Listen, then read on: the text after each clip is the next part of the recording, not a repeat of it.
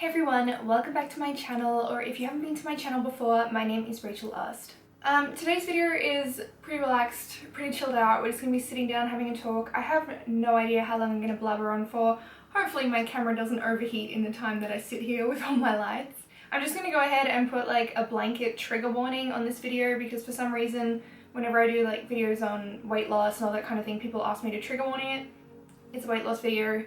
It's to do with hormones. I'm going to be talking about, like mental health and all of that sort of thing as well. So if you're sensitive to those sort of topics, then I wouldn't recommend watching this video. I haven't exactly planned anything that I'm going to say. I mean, I've got some little dot points listed down, but I haven't scripted anything, and I am so tired, so hopefully this video comes across somewhat put together, and I hope my words are concise and make sense to you guys. So for ages I had been struggling with my hormones. I knew something wasn't right, but I didn't know what it was. I'll talk about this in depth in a second, but I just want to tell you guys that I found out that I have PCOS, which is polycystic ovarian syndrome. If you've never heard of that before or you don't know what it is, PCOS is a hormonal condition that affects a lot of women. A lot of women will never find out they have it, and the ones that do, everyone experiences different symptoms. That's why it's called a syndrome. It doesn't have a specific set of things that happen to every single person. There's different things that different people will experience. Women with PCOS often have high levels of androgens, which is considered the male hormone, like testosterone, but it's free testosterone that we have excess of. And females do have testosterone, in case you weren't aware. We're just meant to have a lower amount than males. Some symptoms of PCOS include no period or very irregular periods. You could have facial hair, some women get that. Some women are more prone to acne. There can be a lot of pelvic pain, especially if you are getting cysts on your ovaries, and you can have a really hard time when it comes to losing weight. Usually if people have PCOS, they also have too much insulin. Insulin is a growth hormone in the body, so it means that your body thinks that it needs to retain and hold on to extra weight and that you should be heavier than you're really meant to be, if that makes sense. It's kind of tricking your body into thinking what weight it should be. So for me, the symptoms that I had were very irregular moods. Like a while ago I was having really bad mood swings. I would have almost no period, like 3 or 4 times a year, maybe at most. Every now and again my skin would break out into acne like here, and it's just clearing up from a breakout that I had not long ago. And I've had acne 3 times in my life. The first time it went away after a couple of months because I started taking vitamin A, which I have a whole video about. The second time I thought it was actually just an allergic reaction to a whole bunch of stuff that I had been taking, because that broke out, like it dried out my skin completely and then it broke out from there. So I thought, well, maybe that's related back to that. But just a couple of months ago my skin started breaking out again, all along in that hormonal area, and I was like, nothing has triggered this. I haven't done anything different. So I was like, okay, well that is a huge warning sign for me that there is something definitely off in my body. I first noticed that my hormones were imbalanced when I originally lost a lot of weight, but then I noticed that my body was storing it in very funny areas. So my arms don't slim down at all, and my thighs and my hips have always stayed quite large, which I don't mind. I mean, I do appreciate that figure, but it was very strange for me that no matter how hard I trained, it would never just like fully go away from that area. And when I do put on weight, it goes even more so, like especially my arms, they start to look very like fluidy more than anything else. So I went to naturopaths and doctors and all that sort of thing, and they did blood tests and tested my hormones, and my estrogen levels appeared to be a bit higher. So they were like, this is just an estrogen dominance thing, blah blah blah blah. Traditionally, to get rid of estrogen dominance, you have to do a cleanse to get rid of, well, I call it a cleanse, but there's like a full protocol that you have to do to get rid of the excess estrogen because it stores in your fat cells.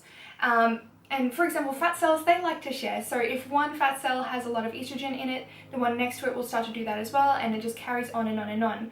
When you have a lot of estrogen in your fat cells, your body has a hard time metabolizing and shrinking those fat cells back down. So usually if you are high in estrogen, you have to do that protocol, remove the excess estrogen from your body, and then your body can start to properly metabolize that fat.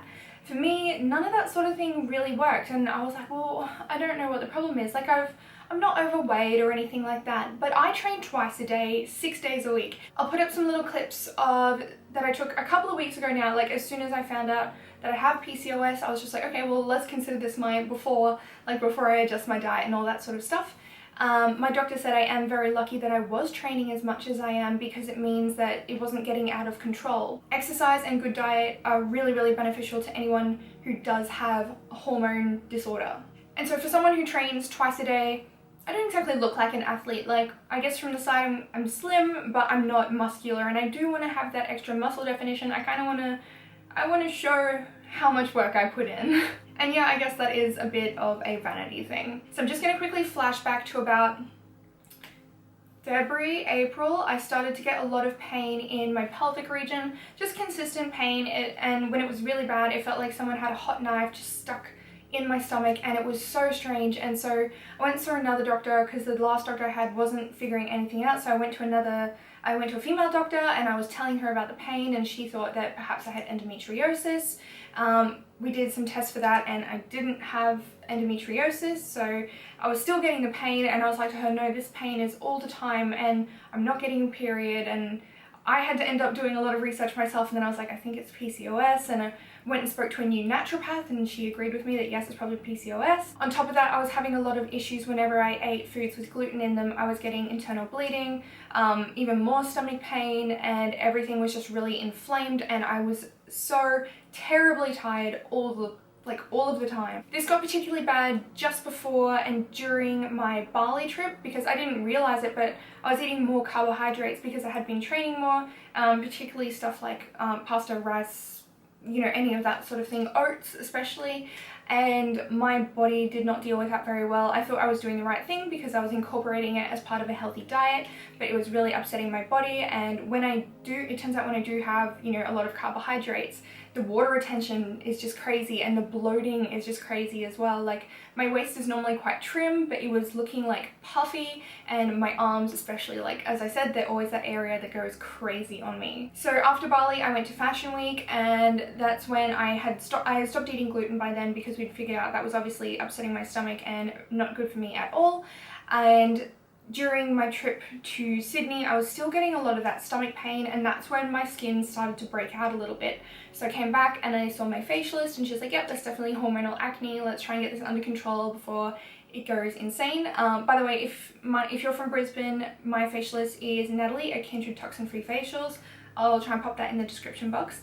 But I went to see her, and she's amazing, and she was helping me keep this under control. Like, it would be so crazy right now if I didn't have her helping me out. So I cut the gluten out, and obviously my carbohydrate intake lowered a little bit, and my stomach wasn't hurting as much anymore. And I thought, oh, okay, well, I guess things are settling down. Like, I thought maybe it was just gluten that was upsetting my body. Maybe I've been gluten intolerant for a long time, you know, that kind of thing.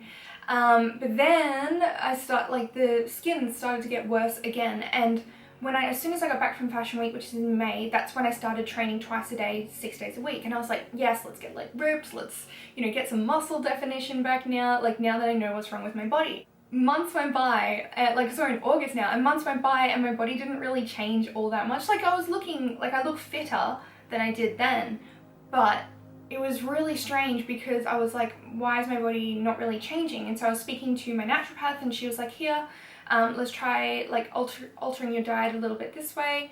And so I did that, and I started gaining little bits of weight, and it was just like a little bit at a time. Like, every week I'd be going up like 200 or 300 grams, but it was just creeping up and up and up and up. And I was like, this is really strange, because the diet that I was following is typically like the diet that Bo and I would recommend for anyone who was of that mesomorphic body type. So for females, that's that hourglass figure.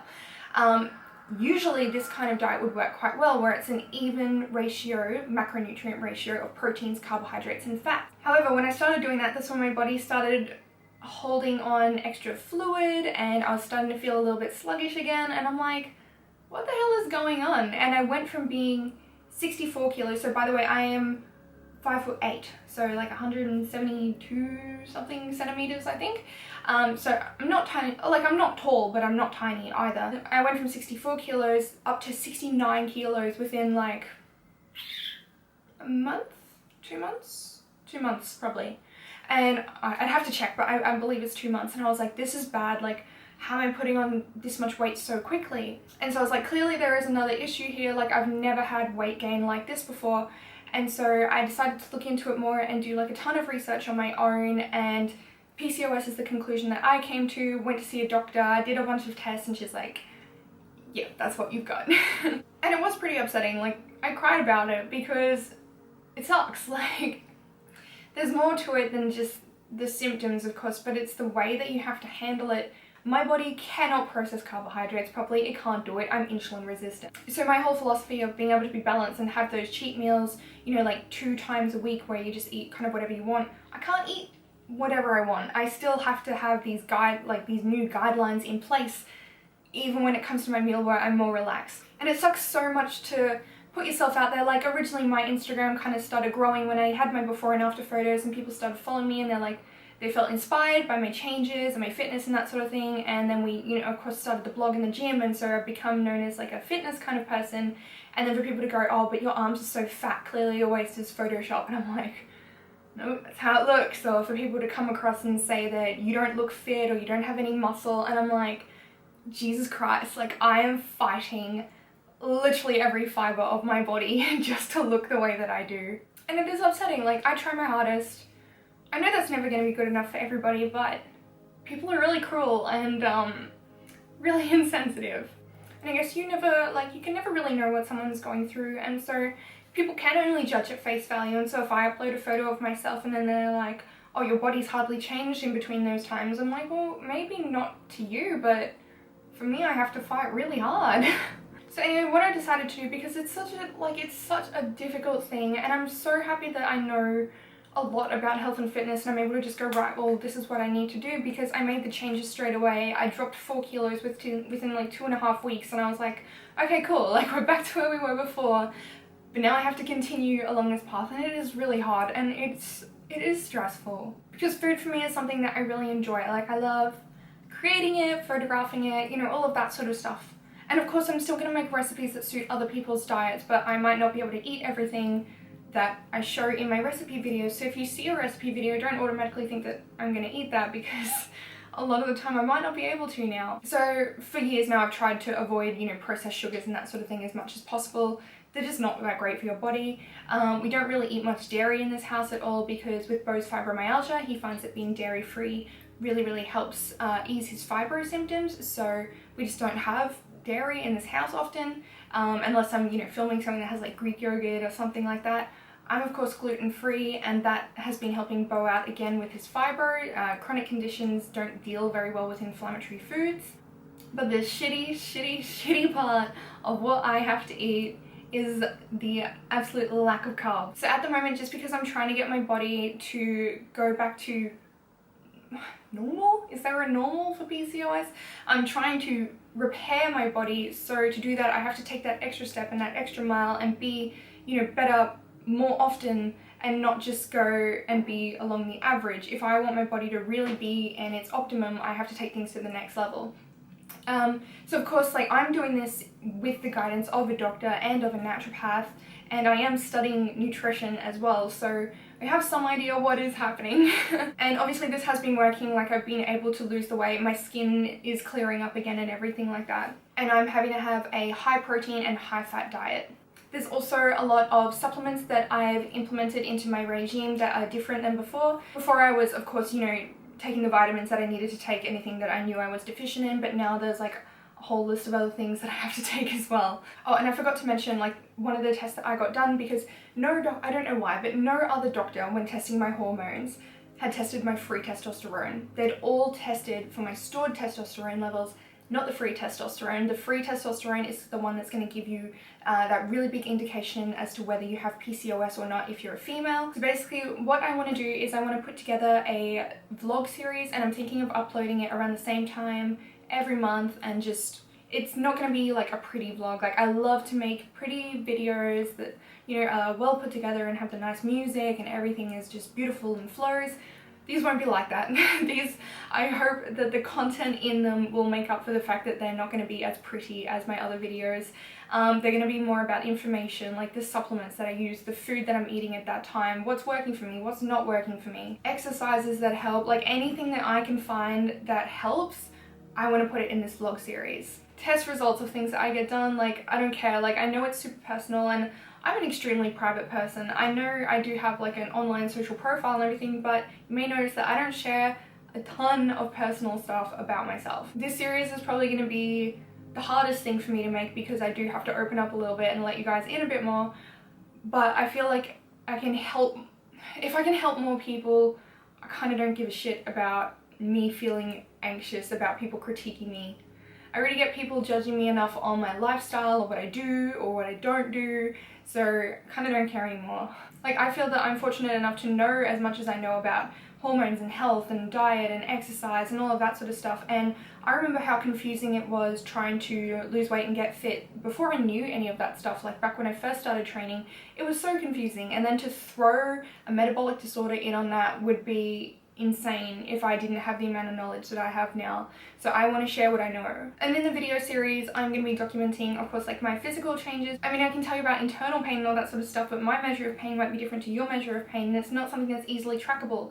Whereas sharing my results, although that just seems like an exercise in vanity, that's probably going to be the easiest way to do it.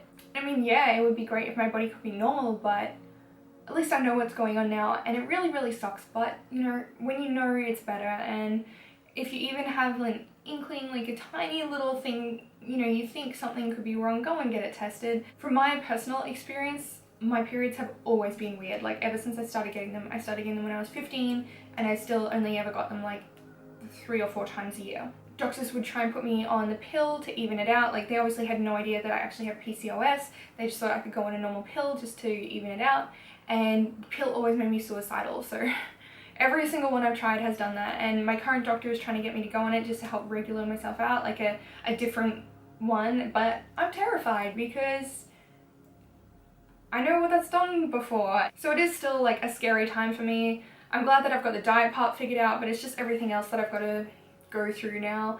More tests, more of this, more of that, gotta make sure I don't have diabetes as well, all that sort of stuff. But feel free to join me on this journey. I'm going to be trying to document as much of it as I can, like tests that are worth getting done, you know, the food that I eat, all that stuff. I've gone over all that sort of stuff anyway already. I'm hoping that I haven't missed anything. Like, I am pretty tired from my training session this morning, so I'm feeling a little bit dopey right now. I definitely need some more food.